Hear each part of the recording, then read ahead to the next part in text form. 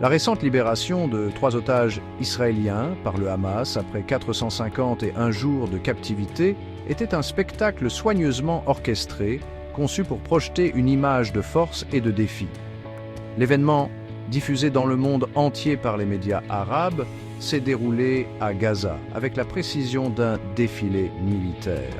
Des combattants du Hamas, armés et masqués, le visage dissimulé par des cagoules, montaient la garde, tandis que les otages étaient présentés devant les caméras.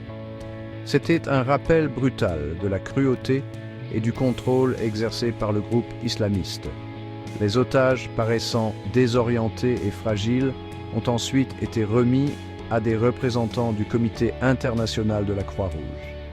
Cette remise, bien qu'ostensiblement un acte humanitaire, était imprégnée de symbolisme politique. Le Hamas, en orchestrant la libération par l'intermédiaire d'un intermédiaire neutre, cherchait à se présenter comme un acteur responsable sur la scène internationale. La présence du CICR, cependant, ne masquait guère le message sous-jacent de l'événement. Il ne s'agissait pas d'un simple acte de compassion. C'était une démonstration de force calculée, destinée à renforcer l'image du Hamas et à semer le doute dans l'esprit de ses ennemis. La chorégraphie de la libération, méticuleusement planifiée et exécutée, ne laissait aucune place à la mauvaise interprétation. C'était le Hamas, les vainqueurs autoproclamés, qui dictèrent les termes de l'engagement. Les sacs cadeaux remis à chaque otage ont ajouté à la nature orchestrée de la libération. Loin de contenir des témoignages de bonne volonté, ces sacs contenaient des rappels glaçants de leur épreuve.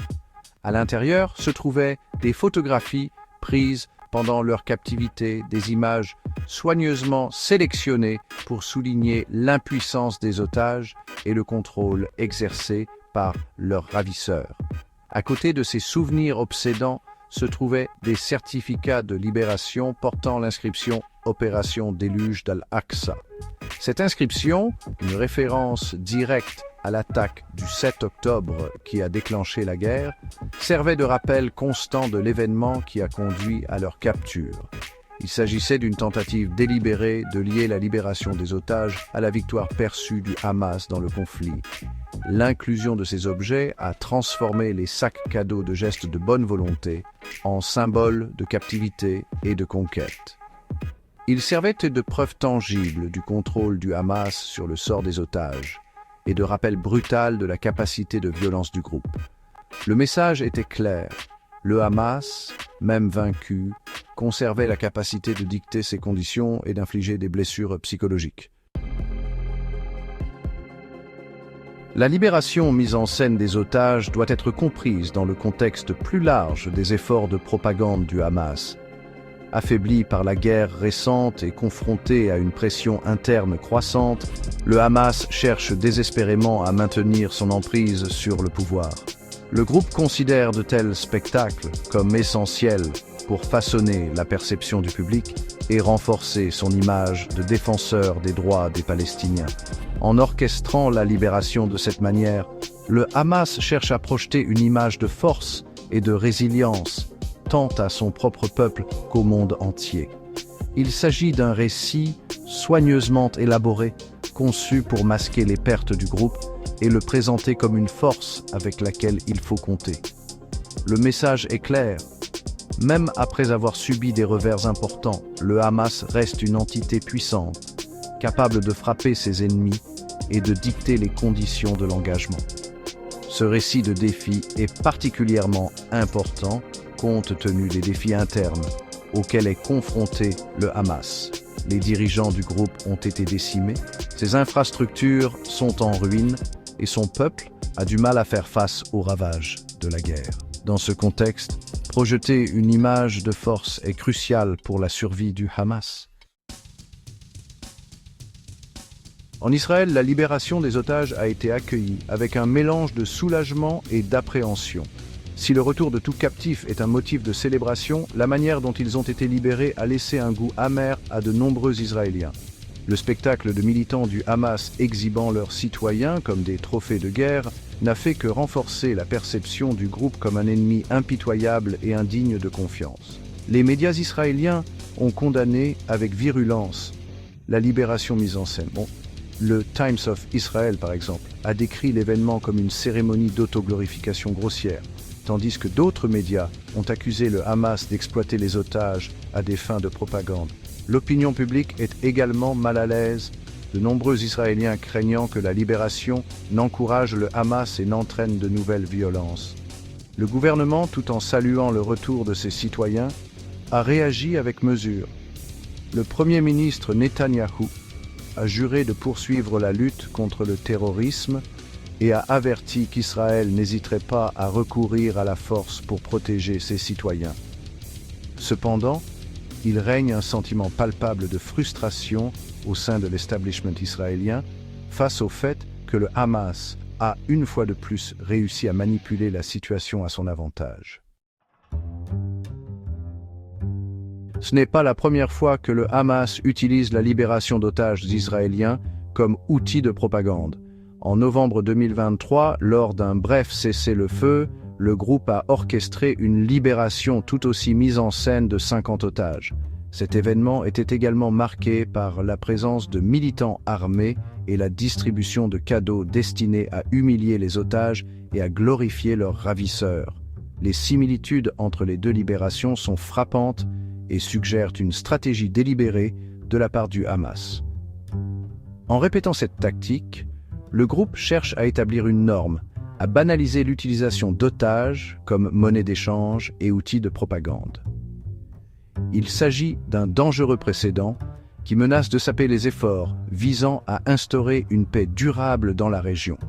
La communauté internationale ne doit pas laisser le Hamas s'en tirer à bon compte.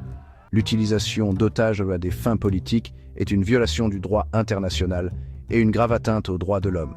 Il est impératif que le monde envoie un message clair et sans équivoque au Hamas pour lui signifier que ce comportement ne sera pas toléré.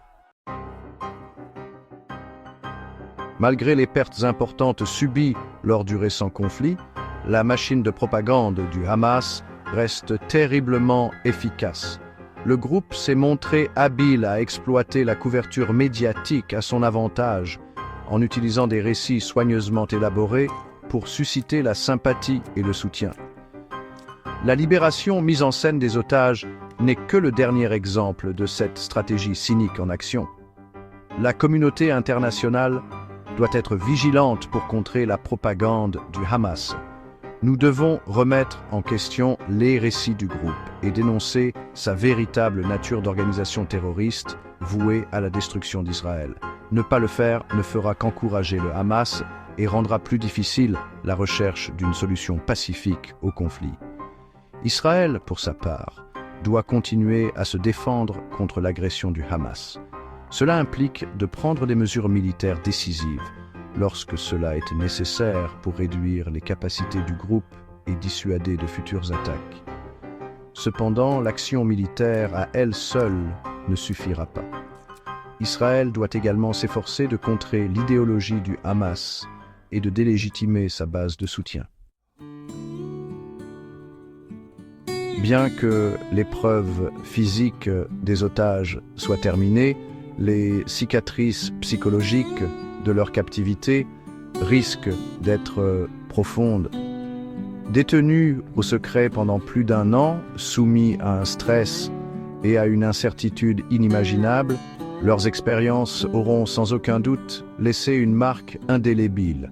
La façade soigneusement construite de la libération, avec ses sourires forcés et ses expressions de gratitude, ne dissipe guère les questions persistantes sur leur traitement aux mains du Hamas.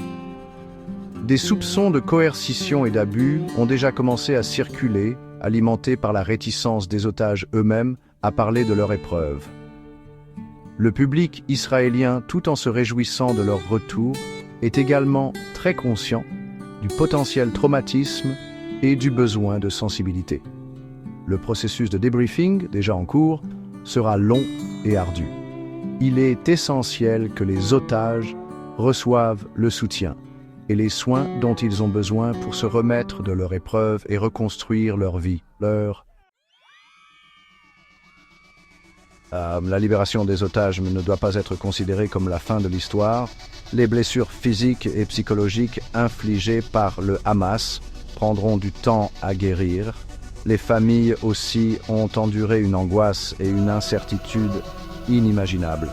Leur retour à la normale sera long et difficile et nécessitera un soutien et une compréhension indéfectibles. De plus, l'événement a mis en lumière les profondes divisions au sein de la société israélienne. La gestion de la crise par le gouvernement, le prix qu'il était prêt à payer pour la libération des otages et les implications pour les futures négociations avec le Hamas sont autant de sujets de débat intenses. Il est peu probable que ces divisions soient résolues rapidement. Au contraire, la libération mise en scène n'a fait qu'exacerber les tensions existantes, soulignant la complexité du conflit israélo-palestinien et les difficultés à trouver une paix durable. La libération mise en scène des otages israéliens par le Hamas est un rappel brutal de la nature volatile et imprévisible du Moyen-Orient. C'est aussi un rappel des défis auxquels Israël est confronté alors qu'il navigue dans un paysage régional complexe et souvent hostile. Si la crise immédiate est peut-être passée, les problèmes sous-jacents qui ont conduit à la capture des otages restent non résolus. La communauté internationale doit rester engagée dans la recherche d'une solution pacifique au conflit israélo-palestinien.